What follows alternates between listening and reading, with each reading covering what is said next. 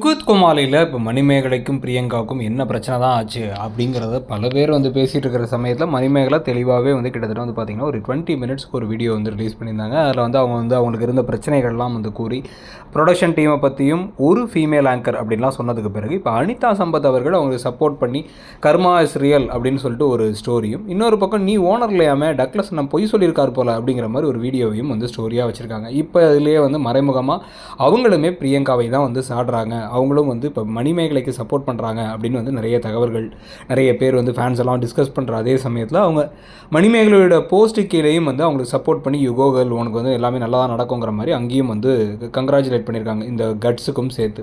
So இப்போ இந்த சமயத்தில் நிறைய இந்த ஒரு விஷயம் வைரலாகி ட்ரெண்ட் ஆகிற சமயத்தில் அதிகபட்ச சப்போர்ட்டை மணிமேகலை அவர்களுக்கும் ரொம்ப குறைவான சப்போர்ட் தான் பிரியங்கா சைட்லேருந்து வரதையும் பார்க்க முடியுது. நீங்கள் இதில் யார் பக்கம் என்ன நினைக்கிறீங்கிறத சொல்லுங்கள். தேங்க்யூ.